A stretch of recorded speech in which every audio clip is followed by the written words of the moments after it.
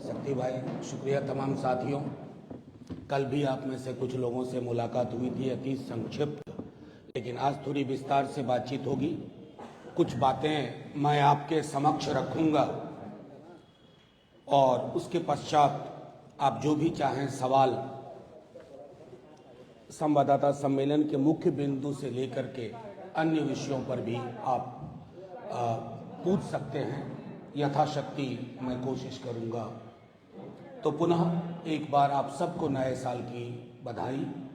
नया साल सचमुच नया सा हो, जहां आपकी आज़ादी भी महफूज हो, जहां आप तरक्की भी करें, लेकिन सब कुछ लोकतांत्रिक दायरे में हो। आज आपके समक्ष आने के पीछे एक खास वजह है। राष्ट्रीय जनता दल अपने जन्म काल से भारतीय जनता पार्टी के संकीर्ण विचारों, उनके ध्रुवीकरण की राजनीति, उनका मनोवाद के साथ नैसर्गिक संबंध, उसके खिलाफ लड़ता रहा है। हमने कभी तराजू पे तौल के लाभ हानि के आधार पर अपनी राजनीति नहीं की कि तराजू में जो पल रहा हमें दिखा पड़े भारी, उधर चले जाओ। आज आपसे जो बात मैं कहने जा रहा हूं बहुत चिंता का विषय है। आज से लेकर 22 जनवरी के बीच में, और मैं पुख्ता जानकारी के आधार पर कह रहा हूं, आप इनकम टैक्स, सीबीआई, ईडी की अति सक्रियता देखेंगे। एक एजेंसी दूसरे एजेंसी को फाइल देगी, वो पॉलिटिकल फाइल है जो बीजेपी के दफ्तर से आई है।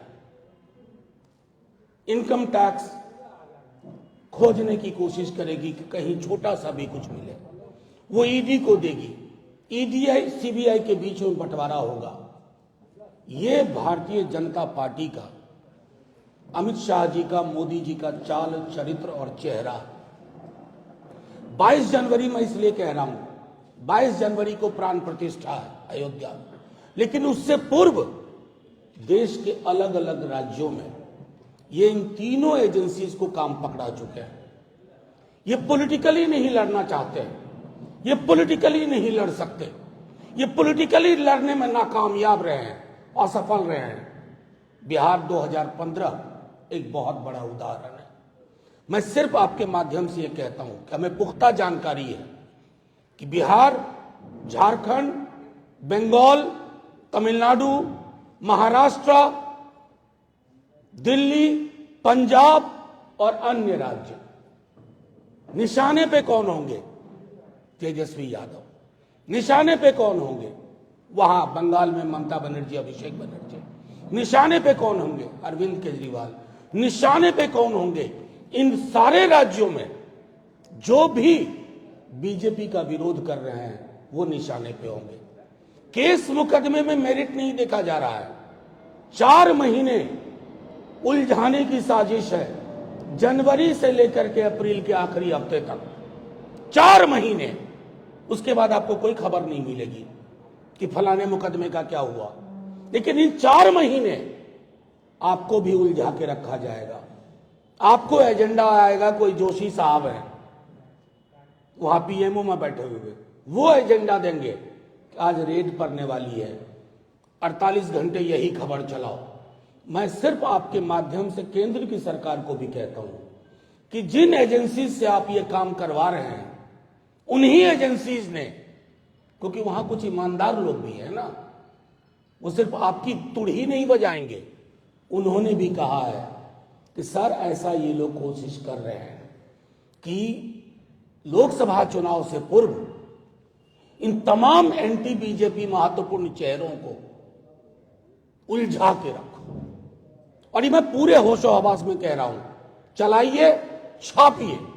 ईडी, आईटी, सीबीआई के अधिकारियों ने, उच्चतर से लेकर निम्नतम कर्मचारियों ने कहा है कि सर ये लोग आप लोगों को उलझा के रखेंगे तमाम राज्यों में। तो मैं आपके माध्यम से सिर्फ उसी सत्ता प्रतिष्ठान को यह कहना चाहता हूं कि डर और खौफ की राजनीति में हार आपकी ही होगी। कौन से राम मर्यादा पुरुषोत्तम की प्राण प्रतिष्ठा कर रहे हो? कभी पढ़ा भी है कि राम का चरित्र क्या था? फिर आपको शर्म आएगी, आप खुद प्राण प्रतिष्ठा समारोह में नहीं जाओगे। संकल्पना क्या है? राम राज्य में ये नहीं हुआ करता था। अब बात करते हो राम राज्य की, और दूसरी तरफ कभी हेमंत सोरेन को उठा लो, तेजस्वी यादव को उठा लो, केजरीवाल साहब को उठा लो, भगवंत मान को उठा लो, अभिषेक बनर्जी को उठा लो, तमाम दलों के जो लोग बोले उनको उठा लो। उठा लो क्यों? 4 महीने निकल जाने दो, चुनाव हो जाने दो। तो अगर इस प्रकार से आपने सोचा है तो आपके माध्यम से मैंने जानबूझ के आज ये प्रेस कॉन्फ्रेंस रखी है कि जो कोई भी अधिकारी पर्चा लेकर के कल से ही घूमने वाले हैं, सावधान हो जाए। इस तरह की राजनीति का उपकरण आप बन रहे हैं, इंस्ट्रूमेंट बन रहे हैं, बीजेपी के हाथ में, बीजेपी के दफ्तर से गाइडेड हो रहे हैं। आप फिर जानते नहीं इन दलों के चरित्र को। खास तौर पर मैं अपने दल की बात करूंगा। हमारी जिंदगी का, इस दल की जिंदगी का एक बड़ा हिस्सा बीजेपी को उसकी हैसियत बताने में गई है, और हम हैसियत बताने की राजनीति करते रहेंगे, क्योंकि हमारे एक हाथ में बाबा साहब का संविधान है और दूसरे हाथ में लोहिया जेपी कर्पूरी का एक समता मूलक समाज की उनकी प्रस्थापना है। और उसमें अगर आप सोचोगे ईडी, आईटी, सीबीआई समन भेज करके, ये भेज करके, कुकअप करके, किसी भी तरह के स्टोरी डाल करके सिर्फ उलझाने के लिए, उस राजनीति को विराम दो। इसे प्रेस कॉन्फ्रेंस के माध्यम से एक चेतावनी भी समझी जाए, कोई दिक्कत नहीं है। अब आप सवाल चाहें पूछ लें। मेरी पूरी प्रेस कॉन्फ्रेंस भय मुक्त है, भय नहीं है। लेकिन भय, भूख और घृणा के खिलाफ जो लोग राजनीति करते हैं उनको किसी का भय नहीं होता है। हम तो उसी के खिलाफ की राजनीति कर रहे हैं।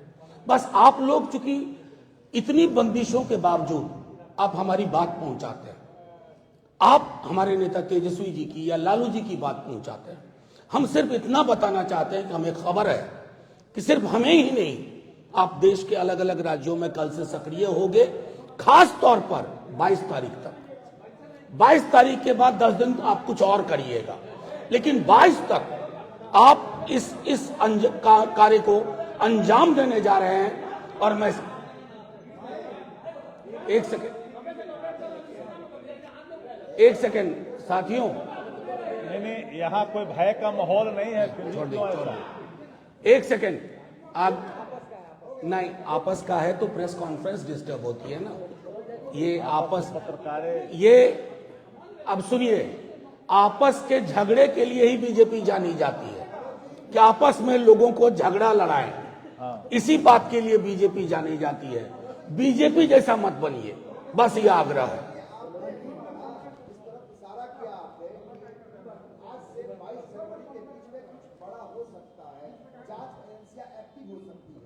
आपको क्या लगता है कि तेजस्वी यादव की तरफ अब वो कुछ तैयारी चल रही है, ईडी का थोड़ी तैयारी चल रही है? देखिए, एक बात तो मैं सीधे तौर पे कहूं, सिर्फ बिहार में ही नहीं, अलग अलग राज्यों में, और चूंकि कई अधिकारी ईमानदार हैं, वो तैयार नहीं हो रहे इसके लिए। उन्हें कहा जा रहा है कि समन भेजो, इसको उठाओ, उनको उलझाओ। और तेजस्वी यादव एक व्यक्ति के अलावा क्या है? सबसे बड़ी चीज है कि बीजेपी को ताकत का आभास है। बीजेपी को पता है कि बिहार में इस महागठबंधन के आगे उनकी स्मूथ फंक्शनिंग नहीं है। मतलब 3-4 से ऊपर उनका बेस्ट आंकड़ा नहीं जा रहा है। तो क्या करेंगे? तेजस्वी यादव जी को, लालू जी को, हमारे राष्ट्रीय अध्यक्ष जी को, उधर झारखंड में हेमंत जी को, दिल्ली पंजाब में केजरीवाल जी, भगवंत मान जी को, स्टालिन साहब के मंत्रिमंडल के लोगों को। तो ये जो राजनीति है, उस राजनीति को आप कह रहे हैं एक्टिव, कल से हाइपर एक्टिव होंगे। एक्टिव के आगे हाइपर लगा लीजिए। परेशान है वो अधिकारी, लेकिन क्या करें, इशारा आ गया है, वो जो दो सबसे बड़े नेता हैं सत्ता प्रतिष्ठान के, उन्होंने कहा कि ये पॉलिटिकल लड़ाई हम आपके कंधे पे बंदूक रख करके ही लड़ेंगे। तो कंधे पे बंदूक रख करके बेचारे दर दर फिरेंगे।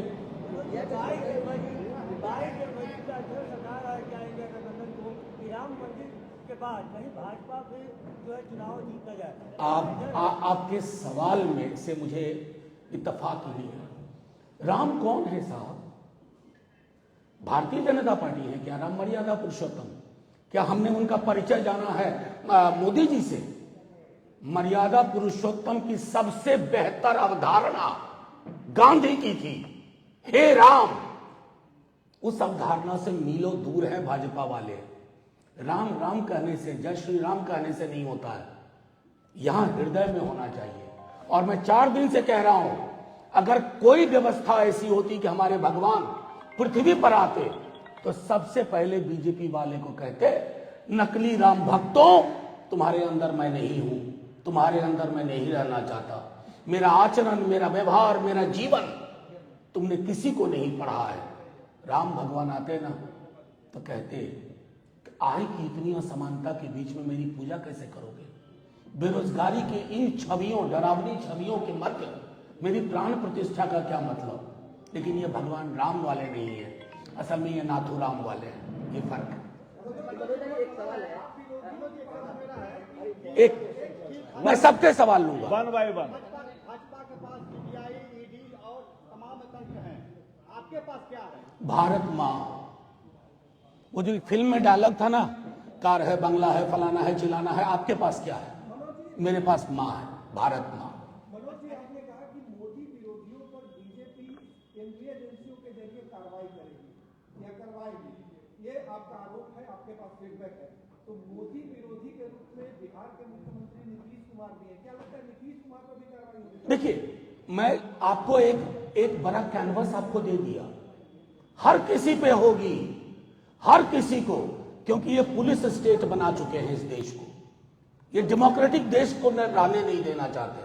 अगर आप में से किसी ने भी आईपीसी की रिसेंट अमेंडमेंट को, चेंज को, भारतीय न्याय संहिता को आप पढ़ लीजिए, आपके माइक से सवाल पूछे जाने पे आप उग्रवादी साबित हो सकते हो, तो कोई नहीं बख्शा जाएगा।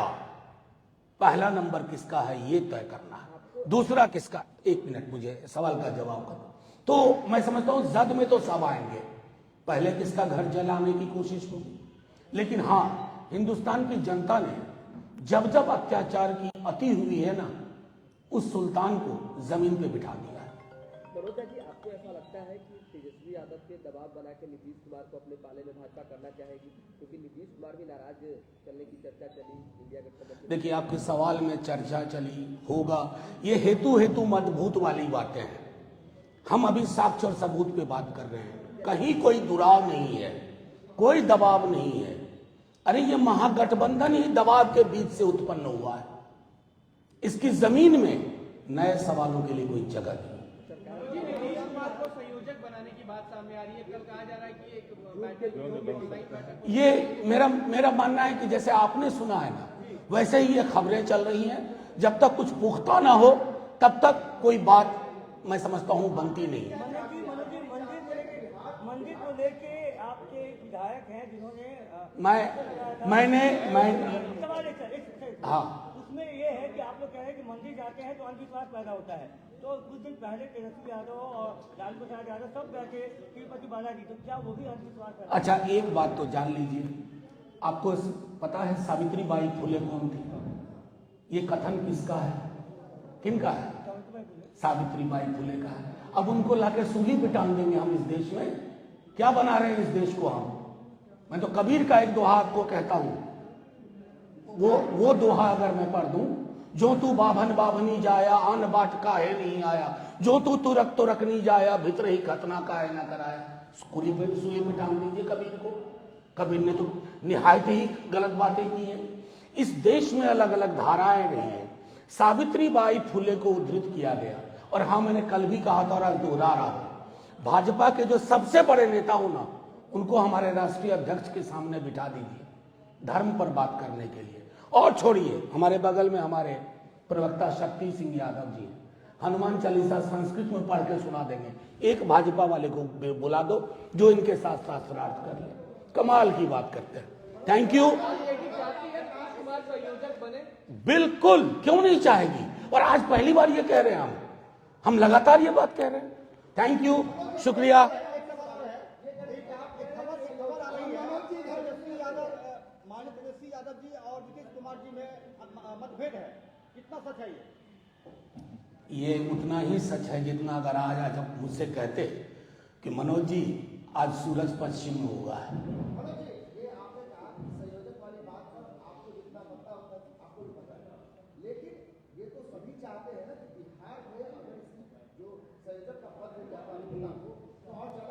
नहीं, हमारी पार्टी का हमारे राष्ट्रीय अध्यक्ष, हमारे डिप्टी सीएम तेजस्वी जी, हम सब ये कहते रहे कि आज की डेट में इनसे ज्यादा अनुभवी व्यक्ति पूरे हिंदुस्तान में नहीं है, और इसमें कंसिस्टेंट हमारा ये पोजीशन रहा, कुछ बदलाव नहीं हुआ। जय हिंद, शुक्रिया।